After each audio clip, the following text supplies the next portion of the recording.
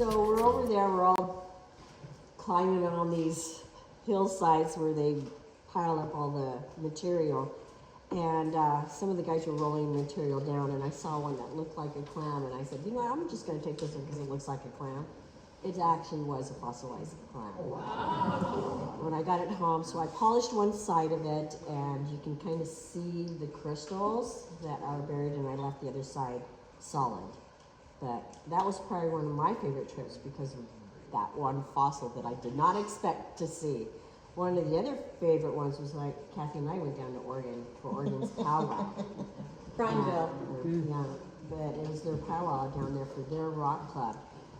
We paid maybe $10 to join their club, and they took us to 3 private properties to go ahead and dig, which I thought was fantastic. That was fun. When we got to the Thunderhead at Thunder Eggs, Kathy was gun ho. She got down in there right away and started digging in that wall.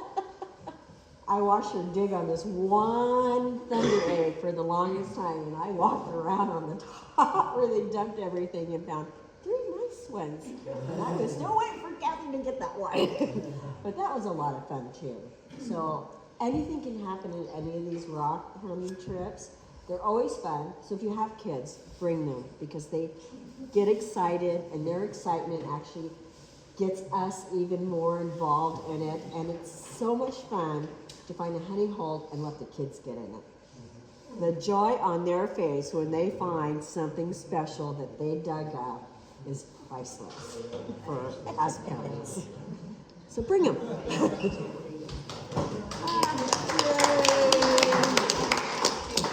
So I'm going to tell something of a hellacious story. I took my Ford Escape and I went down to Oregon on 395. Well, first I met a gal that I met on Facebook, and we went to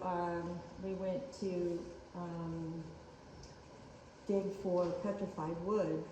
And then I went down, round up down on 395 down at Lakeview, Oregon, to meet up with some friends from, again, Facebook friends from California, and we were going to go rock hounding. And we did. We went over to Nevada. We got some agates and stuff over there. We came back up, and we had several vehicles, a group of us.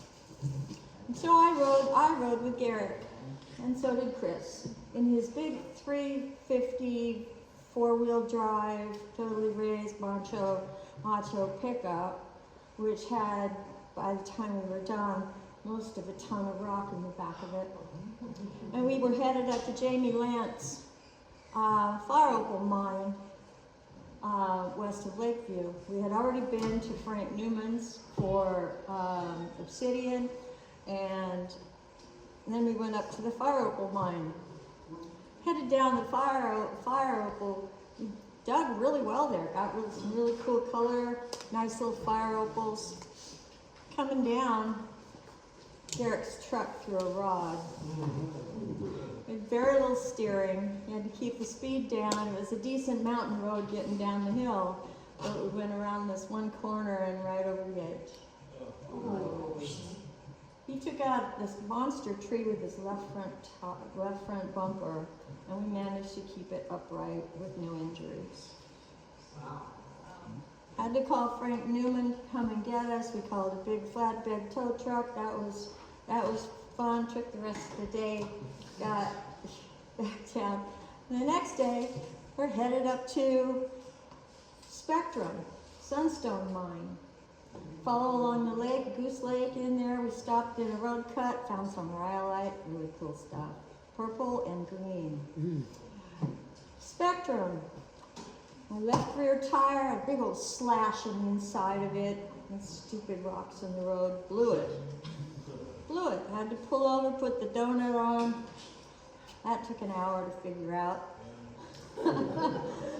Get up to Spectrum. We're sifting away and get some good stuff, and I got the donut on, and the guys up there said, well, let me check the pressure on it. And I said, how much is it supposed to be? And he said 50. And so he pumped it up, and I went, oh, cool. How long is it going to last me? Well, where are you going? Bend. Okay, you'll make it. Just don't go, horribly fast. I'm off down to Bend. The other guys went back to Lakeview, and I had separated from them. I was gonna head home. Get into Bend. The next morning, had to go get two new tires, and obviously, so that was a bunch of money. And I head on down the hill through Biggs Junction, across the river, and up to Goldendale. Down the hill into Toppenish, and I get down to almost to the light at Toppenish that intersects the freeway there, and I'm at a stop. And somebody, a big old cab over camper is coming at me. This car pulls in, somebody let him in, tried to, wham!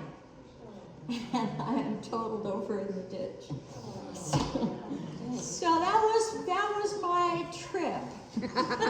Totaled my car, paid for 2 new front tires that I didn't get to keep. Dang.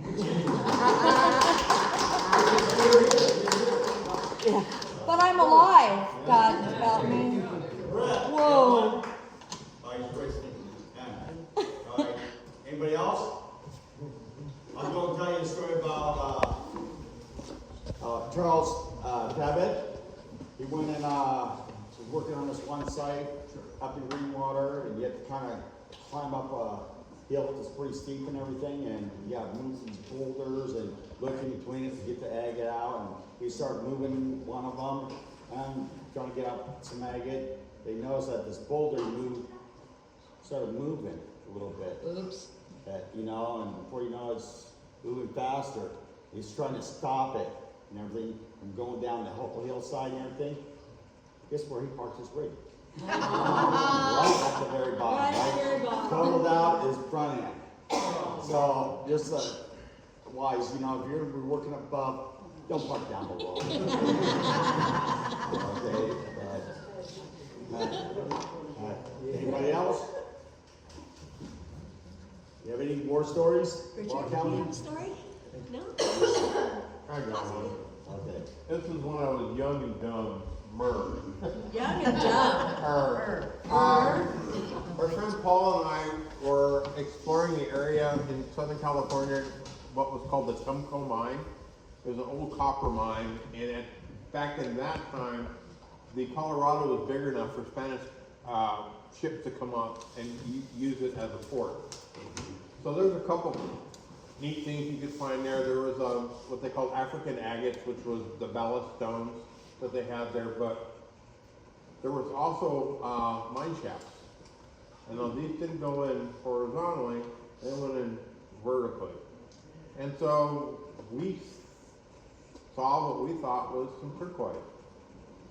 So Paul's sitting on my legs, and I'm leaning over with my hammer and everything, chiseling stuff out, and I lost 2 hammers, but we kept going. I ended up not getting any. Well, what turquoise was paper thin. We were hoping it was going to thicken up, but the one thing I did get out of it was some malachite crystals. Oh. Which is something you don't find very often. So, but yeah, that was my. Think about it today, and I'm thinking all Paul had to do was just shift, and Be to God. because I never did hear the hammers hit. Oh, no. Yeah, I was with somebody and everything, and he started digging a hole all the way down. All he had is his feet. Then all of a sudden he realized the whole thing collapsed.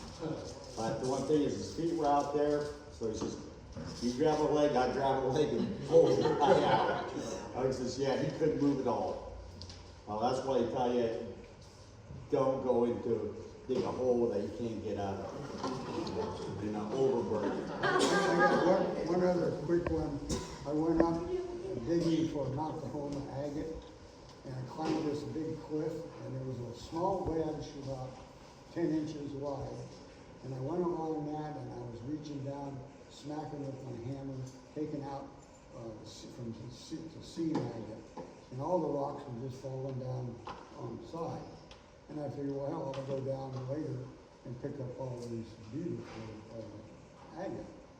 And I was up there for maybe an hour and decided that I was hanging on with fingernails on the side of the cliff. And I was whacking and all these rocks were going down. Well, to make a long story short, I went down there, I couldn't find one. One. It was all sagebrush and just a bunch of garbage. I never found it. Oh, jeez. All that work for nothing. Spirit of the hunt. Great stories. She was going to tell. Well, this was a long time ago, maybe 15, 16 years ago. Went to Sears Hill, and I was carrying a pick and a shovel over my shoulder. Had to step over some windfall, a tree, and then wound up plopping myself in the top of the head with the pick. Bled like a stuck pig, and the sheriff said, well, maybe we need to go to urgent care. I said, I waited all winter to get up here. I'm not turning around, so if we can get it stopped, we're staying. So she gave me a pad. We managed to do it that way, and then got it to stop. It wound up just being a little J-shaped scratch. And then not many weeks later, my oldest and I went up to Greenwater, and it was hard rock against some little tiny agates in a rock face and a rock scab, and just pivoted sideways and just caught the top of my left hand and missed the tendons. So we worked for a little while longer, and we went down to Enumclaw, and I called Sherry, and I said, Sherry, she says, you hurt yourself again. And I said, well, yeah. So we got home, and she looked at it, and she said, you're going to urgent care. And that was it was a deep one, but it was 5 stitches, and just missed the tendons. And so for the longest time afterwards, I was sort of going to joke the club here what not to do when you're rockhounding. When I talked about safety, I was sort of the example. Well, you're a determined rockhound, that's for sure. I was going to quit. Don't worry about it when you're out there in woods and danger. Yeah, I remember one time during Canner Flats Thunder Rains ones, and that was for the Mineral Council. You had a lot of people there and everything. And here I am trying to eat beef jerky and everything, talking to everybody. But I look at it, make sure there was no bees on it, right? But then, I put it in my mouth, and all of a sudden a bee went into my mouth and stung my tongue. And then as the day was going on, I started slurring my words and everything. He said, we gotta leave, right? And I told him, I said, Joe, where the other side was at? I said, I'm leaving, I'm trying to get out of there. And people would ask me questions. I did everything. But I figured just go, as long as I was back over there by 8 o'clock, I'd go to the hospital there. It'd be more over here than over there. But it ended up, it got better, it went away. Because I was worried about, it's swollen up on my throat. Yeah, are you allergic? Nah. But you had. But your tongue, though, right? Sometimes, some parts you just swallow more than others. Anybody else? Go for it. John and Susie Coronel, he was about 10, and we were going through a big wrestling meet in Eastern Oregon. And on the way, we were by Hagerville, Idaho, and I looked out off the way, and it looked like there was a dig. And I like fossils a lot, so we try to make our way over there, and we're in a wash. And what happened was the wash had caved away, and there was a little like a gopher hole, and it was like a half tube. And we'd gone by there, and when we came back by there, I heard a rattlesnake, and I couldn't tell where it was coming from because I had hearing loss. Couldn't pinpoint where, but John pushed me out of the way right before it tagged me, and they don't have to be coiled up. This one was in that little tube laid out, and he just flung himself out like that at us, and I just got. So I guess the moral of the story was it wasn't a dig at all. It was a prairie dog town that dug up. And those prairie dog towns stay away because the rattlesnakes just have them surrounded and they pick off the prairie dogs, and there's gonna be rattlesnake galore where we've got a prairie dog town, so go by it. And it wasn't a fossil dig at all, it was a dang prairie dog town. Anybody else? There you go. When I first joined, Dennis led the field trips, and so we went up to Saddle Mountain, and he said, go down over the hill there, and just start digging. So that's what I did, and then I was working in the clubhouse, and Dennis come up behind me, he says, where did you get that? I said, right where you told me to, up at Saddle Mountain. He says, I can never find any that nice. And so the same thing happened. We was on this other trip. He says, when you go up the hill there, 'cause that's where it's at. And, so I did. And then I was working at the clubhouse. And same thing. Where did you get that? Right where you told me. Yeah. So he's telling you the secret spots without knowing that he's giving you the good spots. I guess. Yeah, it's always kind of nice when you try something new and everything. You got the good eyes. I remember going up with Randy Summers, and he said to me one time, he says, this car's been parked here many times, but where are they, right? So we went and looked, found somebody digging. He said, what'd you find in there and everything? And the guy said, oh yeah, there's green stuff and everything, and he says, yeah, so it's really nice and everything. Hey, keep it quiet, all right? I don't want the Puyallup Club to know about it. And then he kind of chuckled, yeah, okay, it's already known. But yeah, I'm very happy sometimes, finding a vein of agate up there, right? The one thing is that I found a vein that ended up being like 40 feet long, 4 or 5 inches thick and everything. And it probably went down 5 feet, and had a boat next to it too. Can I go with you next time? Well, the one thing is that I came to the clubhouse and asked who wants to go up there and everything, right? Hey, I had, a guy in his 70s, and another guy. That was the only two I could get at the time. I'd go up there to get all this agate. Oh, And, man. we got a lot that day and everything, but then went to next weekend, and it looked like he brought track hose up there and just ate it all up. I think, you're not allowed to bring machinery up here. He says, no, Tony, this road was closed down. This was piled up with people taking that agate out. But it was kind of neat, but I got to find a vein, and actually, it was just, feet away from the road.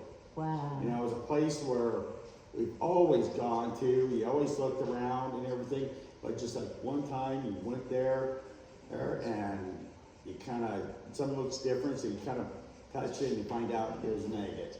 Wow. So, Right it's on, all looking for you gone. on the Oh, you camera. maybe not even tried though, so. I'm looking for you on the camera. Yeah, there are all people last weekend, they were like around me, because I was doing it in everybody's bucket.